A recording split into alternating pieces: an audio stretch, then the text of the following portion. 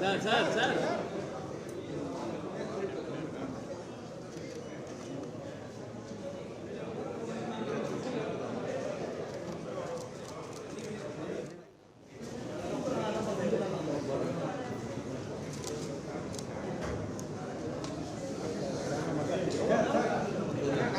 Down பண்ணுங்க, இதை முடியல, கீழே உட்காருங்க நீங்க.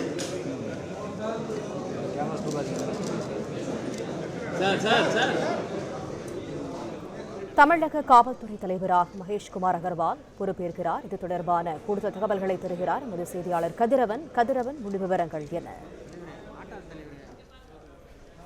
தமிழகத்தின் 34வது சட்டம் ஒழுங்கு டிஜிபியாக மகேஷ்குமார் அகர்வால் தற்போது பொறுப்பேற்றுக் கொண்டிருக்கிறார்.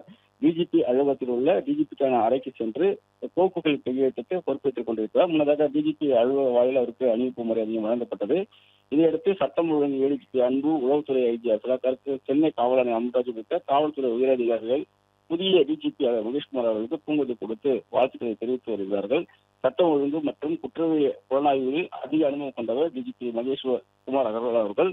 கடந்த ஆண்டு ஜனவரி மாதம் மகேஷ்குமார் மத்திய அரசு பணிக்கு மாற்றப்பட்ட நிலையில ஓராண்டுக்கு பிறகு மீண்டும் தமிழக காவல்துறை பணிக்கே திரும்பியுள்ளது குறிப்பிடத்தக்கது. கடந்த 9 மாதங்களுக்கு மேலாக தமிழக காவல்துறை முன்னிலை டிஜிபி நியமிக்கப்படாத நிலையில தற்போது முன்னிலை டிஜிபியாக மகேஷ்குமார் அகர்வாலை புதிய தமிழக அரசு வந்து நியமித்திருக்கிறது.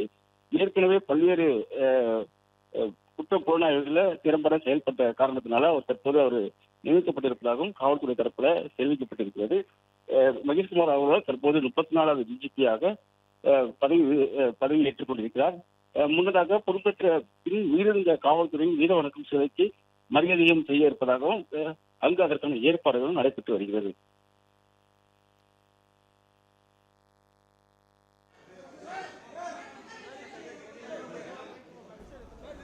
தகவல்களுக்கு நன்றி கதிரவன். பிளே ஸ்டோர் மற்றும் ஆப் ஸ்டோரில் இருந்து பாலிமர் செயலியை QR கோடு மூலம் பதிவிறக்கம் செய்யுங்கள். செய்திகளை உடனுக்குடன் பெறுங்கள்.